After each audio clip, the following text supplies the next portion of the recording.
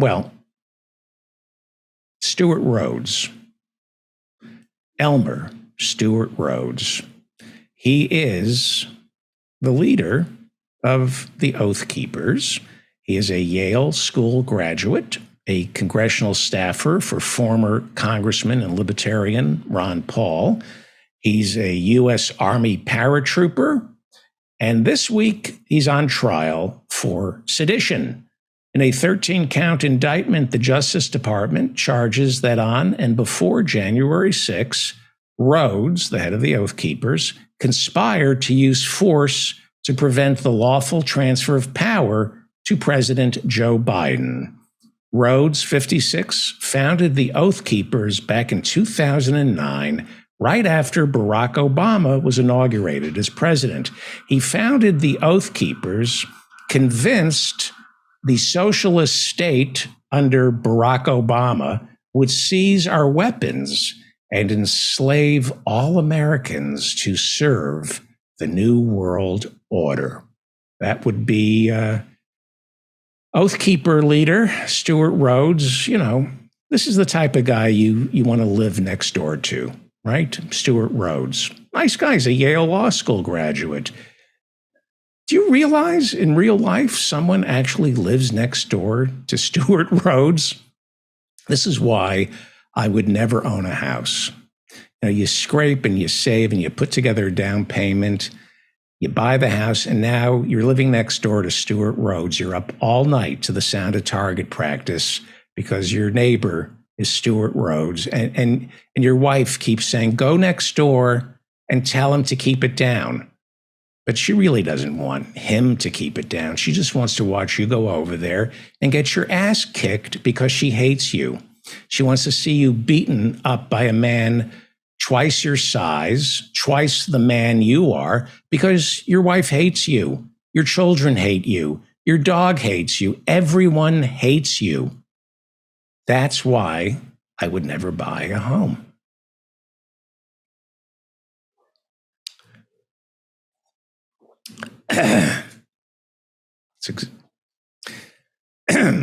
Stewart Rhodes, the founder of the Oath Keepers, he recruited military veterans, police officers, and first responders, telling them they originally took an oath to protect America from all enemies, foreign and domestic. And now he's asked them to swear a new oath to basically become a domestic enemy of America. He's on trial, right? And during testimony this week, during his trial, a former Oath Keeper, Terry Cummings, who was there on January 6, told jurors of the cache of weapons that Stewart Rhodes and the Oath Keepers had brought to Washington that day. He said, quote, I had not seen that many weapons in one location since I was in the military. That's what was going on January 6. The Justice Department says Rhodes stockpiled these weapons near the Capitol so they could be rushed to insurrectionists once shots were fired. Rhodes' lawyer maintains that Rhodes is innocent. He says the Oath Keepers were simply preparing. They gathered all those weapons in preparation for Donald Trump to invoke the Insurrection Act on January 6. The Insurrection Act supposedly provides a president with wide latitude as to who can use arms in defense of our country. The Washington Post reports this morning that members of President Trump's Secret Service were in constant contact with the Oath Keepers in the lead up to January 6. Why? The Post says it's highly unusual for any protesters coming to Washington, D.C., let alone militia members like the Oath Keepers, to have an open channel or engage in dialogue with the Secret Service. What was going on? Why were the Oath Keepers talking to the Secret Service? What are the implications in all this? This is why the January 6th committee wanted all those deleted texts from the Secret Service. The Secret Service, whose initials are SS, just wanted to go a little QAnon on you. No, the Secret, think about this though. The Secret Service protects the president. How far does that protection extend? Does that protection include protecting the president's presidency? What was in all those Secret Service texts subpoenaed by the January 6th committee? Why were they deleted? Why did Nancy Pelosi spill earlier this year that in the lead up to January 6th, there was little cooperation between the Capitol Police and the Secret Service? What was going on? Were there rogue elements in the Secret Service? We have rogue elements in every organization, in every government organization. There are rogue elements. There are rogue elements in every police force. It follows that there might be rogue elements in the Secret Service detail that protects Donald Trump.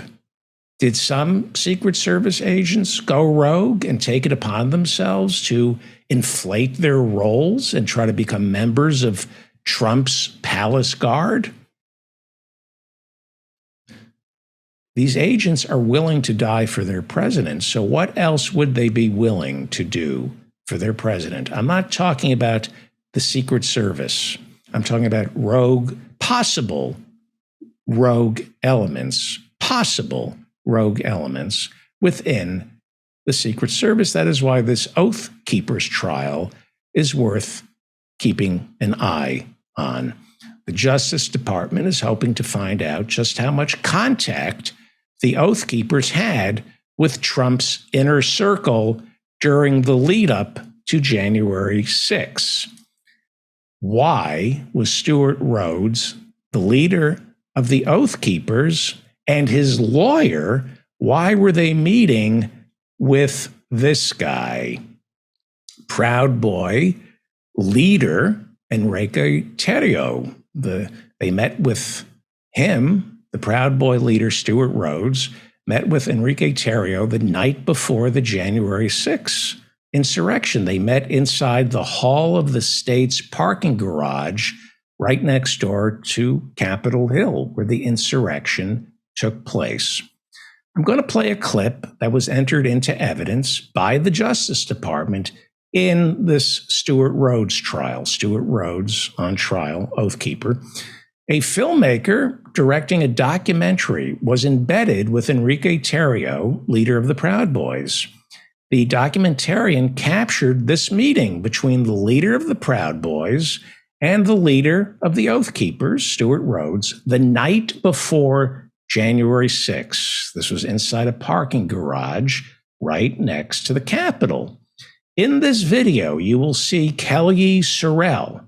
She's an attorney, the attorney for the Oath Keepers. Stewart Rhodes, the leader of the Oath Keepers, is also there, and he's shaking hands and talking with Enrique Tarrio, the leader of the Proud Boys. Keep in mind, this is the night before January 6th. Stewart Rhodes's defense counsel, now in this trial, says his client was storing all those weapons nearby because he was expecting Donald Trump to invoke the Insurrection Act on January 6th. So these are lawyers, right? Stewart Rhodes, Yale Law School graduate. His attorney is present in this meeting in the garage. They believe they are working within the margins of the law. The Insurrection Act, they believe, is about to be invoked within hours by President Donald Trump.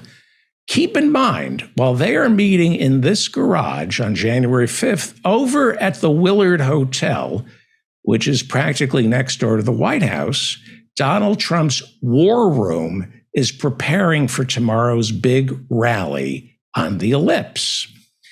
In attendance at that meeting in that hotel, while this meeting in the parking garage is going on, there's a meeting where General Michael Flynn, who that night appeared on Alex Jones's program to say America is in a national emergency, setting the stage for the president to declare the Insurrection Act, right? To invoke the Insurrection Act. The New York Times reports that while Michael Flynn is giving interviews saying we're in a national emergency because of this stolen election, in another room inside the Willard Hotel are Trump's lawyers, John Eastman, Ginny Thomas's buddy, the former clerk for Clarence, Rudy Giuliani, as well as Roger Stone. Roger Stone, who was getting protection from this guy, the Proud Boy founder, Enrico Tarrio. The Proud Boys were Roger Stone's personal security team. And they were doing security for him over at the Willard Hotel. The Proud Boys were also doing security for Roger Stone the next day when he attended Trump's big rally on the Ellipse on January 6th. And unbeknownst to any of these mental deficients is that the head of the Proud Boys, Enrico Tarrio, is an FBI informant. He's been an FBI informant since 2012. That's according to Reuters, a legitimate news source. When Enrico Tarrio was contacted by Reuters after the insurrection, right? Like a week after the insurrection, it got out that Enrico Tarrio was an FBI informant. Reuters contacted Tarrio, and he insisted he was not an FBI informant. Of course he's going to say that. But Reuters spoke with a former prosecutor and reviewed a 2014 federal court proceeding revealing that Enrico Tarrio, the leader of the Proud Boys, is an FBI informant. This is from Reuters, okay? I am going to read to you very quickly from Reuters. In the Miami hearing, a federal prosecutor, a Federal Bureau of Investigation agent, and Tarrio's own lawyer, Tarrio being the head of the Proud Boys, Tarrio's own lawyer described his undercover work and said he had helped authorities prosecute more than a dozen people in various cases involving drugs, gambling, and human smuggling, right? That's Enrico Tarrio, the head of the Proud Boys. So why did Enrique Tarrio, look, you're lucky I'm not calling him Danny Tarrio from Dance Fever. Why did Enrique Tarrio have a documentarian embedded with him when he met with Stewart Rhodes, the head of the Oath Keepers, in that parking garage on January 5th? Well, it's the same reason Yale Law School graduate and head of the Oath Keepers, Stewart Rhodes, brought his attorney into that parking garage with him. The footage you're about to see and listen to was part of Enrique Tarrio's sting operation. For him, I suspect January 6th was a sting operation. He knew he had Roger Stone's ear. He was talking to Stone. He was providing Roger Stone with protection. And he was talking, Enrique Tarrio was talking to Roger Stone. He was talking to the FBI. And now he was talking with Stewart Rhodes, the head of the Oath Keepers. And then he was talking to the FBI.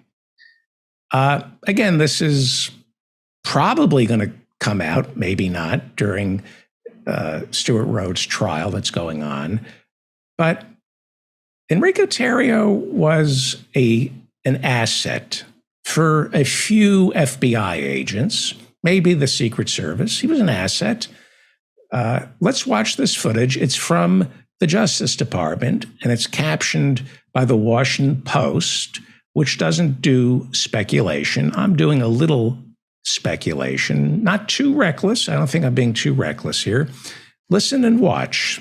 This is the meeting between the head of the Proud Boys, Enrique Tarrio, and the head of the Oath Keepers, Stuart Rhodes, the night before January 6th in a parking garage. He literally just got shit at the police station. And she's gonna. Yeah, just back up. I just we're need gonna to just turn talk around to and get her. out of here. She has a, this guy has a good attorney. This is Terry. It was a 2A talking. attorney that got him off of his stuff, so. He's getting out of the car. I want you to meet this attorney, Kelly. She's from Texas. That's the attorney for the Oath Keepers, And Stuart, glad you're on. Stuart Rhodes, meeting Enrique Listen, Terrio. do you need a vehicle to switch No, we're gonna, off? we're Do they gonna, know we're what you're gonna move out. driving? Hello. Do they know what you're driving? It doesn't matter. I'm sure that even if they were to come by right now, I'm on my way out. So I This is literally just Enrique picked up my Terrio house. talking. So I thought they told you 24 They didn't hours. give me the 24 hours. They didn't want, the reason I why they heard did that. that is that they didn't want me to go to tomorrow's event. You going on Virginia's side? I'm gonna go on the other side. So Enrique Terrio is saying that he was already forbidden from showing up to the January 6th rally on the Ellipse, but he's in Washington, D.C., where he's not supposed to be, and he's meeting with the Oath Keepers, and he's has his own documentarian with him, but he's not supposed to be in Washington, D.C., but he is. Go to Maryland. We're going north. The Maryland? Yeah. I'm gonna stay close just to make sure my guys are okay. Okay. He's going to stay close to make sure the Proud Boys are okay on January 6th. So tomorrow, and I got a lot of stuff to do tomorrow. So Kelly, one of our girls was Give me a chance on this one. Give me a chance, and he's asking the documentarian to step aside so he can have a private meeting with Stuart Rhodes, the head of the Oath Keepers. So what's going on here? I have no idea. But I think a lot of things are going on here, and I'm going to venture some guess. One thing I'm certain of is this video was shot the night before the insurrection, and we're dealing with very sick people meeting in that garage, while more sick people are meeting simultaneously in Donald Trump's war room over at the Willard Hotel. Let's start with Enrique Terrio, okay? Very sick guy, Enrique Terrio. When someone who is Afro-Cuban joins a white supremacist group like the Proud Boys, he's sick. When you are drawn to violence, racism, and climb up the ladder of an organization that celebrates oppression of people of color while you yourself are a person of color, you're sick. Then leading that organization while at the same time being an FBI informant is even sicker. It's just another one in a series of lies you've been living your entire life. This guy's entire identity is leader of the Proud Boys, and he's living a lie because he's informing on the very people who he leads. It's sick. I'm pretty certain the FBI profiles these kind of people and keeps them close. I hope they do. He is their eyes, their ears. So he most obviously had a low-level handler inside the FBI. I suspect the reason Enrique Terrio had that film crew embedded with him was self-surveillance. That documentarian following Enrique Terrio was an unwitting participant in providing evidence to the FBI that Enrique Terrio was doing what he was told. I'm not sure what he was told. I have a feeling Enrique Terrio doesn't know what he was told. I have a feeling the FBI, he was being handled by low-level agents who weren't sure what they were telling him and didn't care. In that garage, the night before January 5th, was Stuart Rhodes, head of the Oath Keepers, also very sick. Very sick man. Anyone who starts a militia back in 2009 based on the notion that Barack Obama is a socialist, you're saying things. You're deranged. Then he gathers up other military vets and police officers and has them swear an oath to protect this country from the one world order. This is delusional. It's sick stuff. These are sick people. Now, the world is random. And so is our government. It's a big government. And inside that government are Democrats, Republicans, independents, smart people, dumb people, sick people, very sick people, paranoid schizophrenics, healthy people, and they all work together to conspire that nothing works. Nothing works. It's completely out of sync. And that's what makes this country work. The fact that it doesn't work. You can't conspire to overthrow it. Within our government, there are cells. For example, I believe Enrique Tarrio, head of the Proud Boys, had a low-level handler inside the FBI. And I also believe very few people knew that because it wasn't important to know. I suspect some low-level FBI functionary and the boss of that low-level FBI functionary were keeping half an eye on Enrique Tarrio. The same way a low-level FBI functionary and his low-level FBI functionary boss was keeping half an eye on Lee Harvey Oswald in the lead-up to the president's assassination. There aren't sleeper cells waiting to be triggered. There are just very sick men, very, very sick men. And the FBI visits these very, very sick men because they're very sick and they need to be watched, and they're useful idiots for low-level functionaries inside our FBI. Now, think of my show as the FBI, and I'm J. Edgar Hoover. We have office hours, we have chat rooms. Those chat rooms are in Zoom, they're on YouTube, and we also have moderators who I don't know personally. Think of the moderators, or the mods as we call them, as FBI agents. The mods are there to monitor the chat, to make sure nobody is violating the terms of service. We don't tolerate racism, bigotry, misogyny. We don't tolerate sexual harassment, hate speech, or solicitation. Human trafficking is fine with us, but the other stuff, no. The mods in the chat rooms have the authority to act independently, and I have to trust them because I am J. Edgar Hoover, and there's a sale on panties at Bergdorf Goodman's that I have to. I'm joking. I'm being serious here. There's a sale at Bergdorf, and I need to make this quick. What am I talking about? No, there's no way that the head of the FBI could know or would want to know who his low-level agents are using as useful idiots or informers. The head of the FBI doesn't need to know any of this until they need information and then ask their agents, where are you getting this? Right?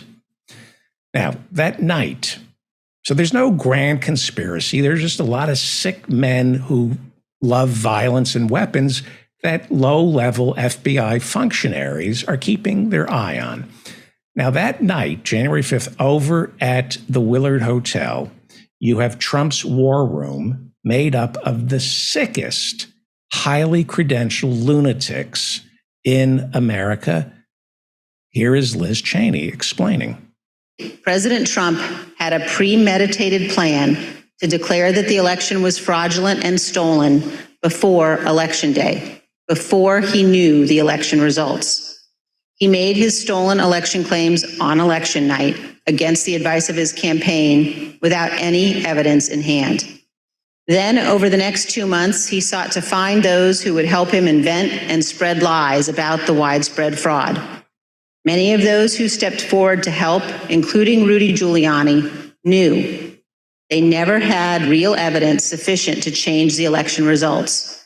And on the evening of January 5th, they admitted they were still trying to find that phantom evidence. That was Liz Cheney today during the hearings. So, the Willard Hotel, let's start off with the convicted felons who met that night at the Willard Hotel on January 5th. General Michael Flynn, who on January 5th had already been pardoned by Trump for lying to the FBI about his secret communications with the Russian ambassador before Trump even took office, and he pled guilty. By the time of the meeting on January 5th, Michael Flynn also swore an oath to QAnon, and he had as his attorney Sidney Powell, who was also part of Trump's legal team. She was busy challenging the election. She claimed the ballots had been tampered with by Venezuelan leader Hugo Chavez, who had died in 2013. Very sick woman, representing a former, he was his national security advisor, Donald Trump's national security advisor, General Michael Flynn. Obama told Trump not to appoint Michael Flynn because he's sick. Michael Flynn is a sick man. He swore an oath to QAnon. He and Sidney Powell, the attorneys for Trump, they spoke at a QAnon conference in Dallas.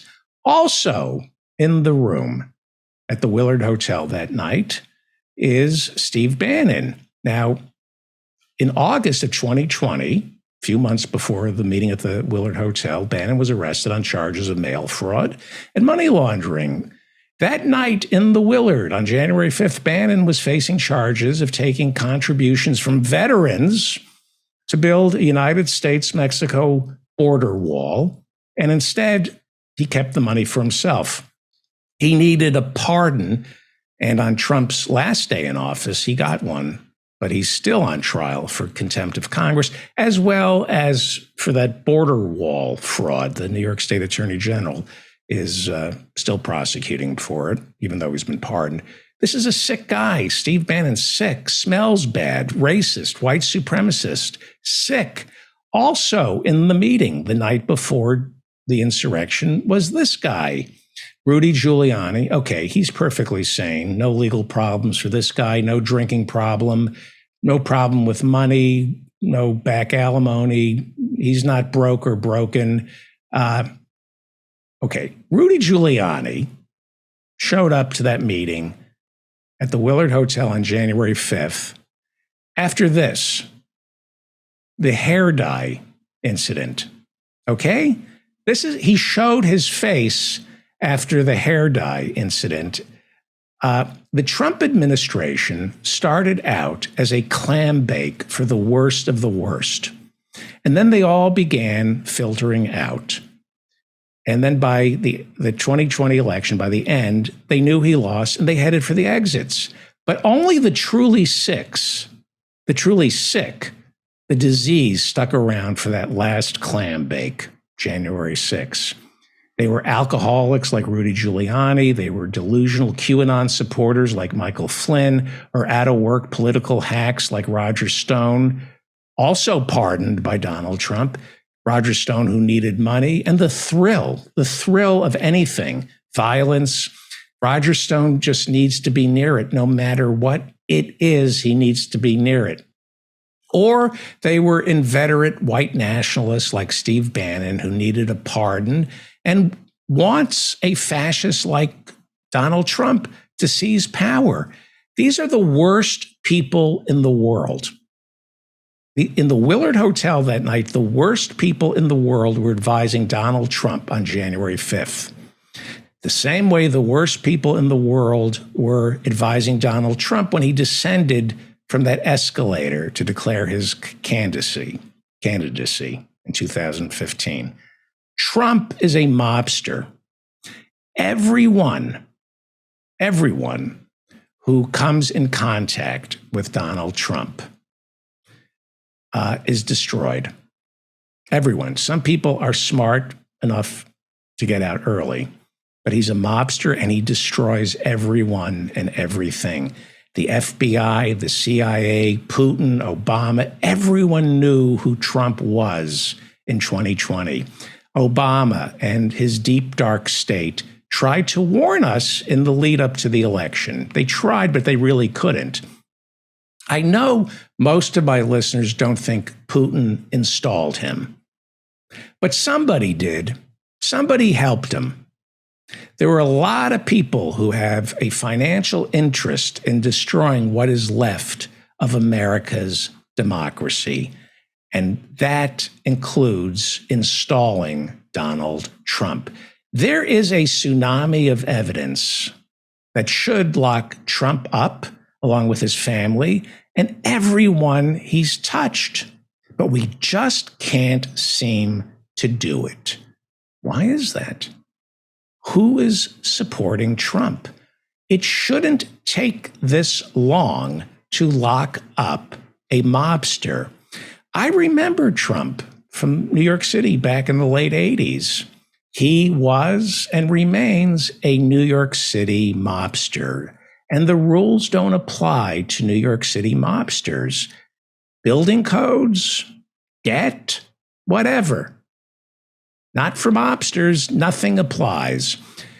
And he brought that New York City mobster mentality to Washington, D.C., and the system in place was totally unprepared for him. There were some people outside that system who were totally prepared, and some of them were in the system, but they weren't running it. But they were waiting, because there are fascist elements that run deep in our history and just below the surface of our government and any government. Trump is not only free, but he's in danger, or we're in danger, of his getting reelected. Now, you might think, as I do, that Liz Cheney is a political hack. You might think they all do it. She is a political hack, and they all do it, but nobody at the level Donald Trump does, because he gets away with it. This time, it is different. This time, we're dealing with the face of fascism. And the fascists in this country, they need Donald Trump. And that's why he can't go down. You can't bring him down. And every day that he's not locked up only makes him and the fascists more powerful. Some think Trump will pass. They think the fascist element will pass. Maybe, but I know it won't happen unless the Democrats keep control of the House. I know we have problems with the Democrats. I do. But if the Republicans get control of the House in November, God help us.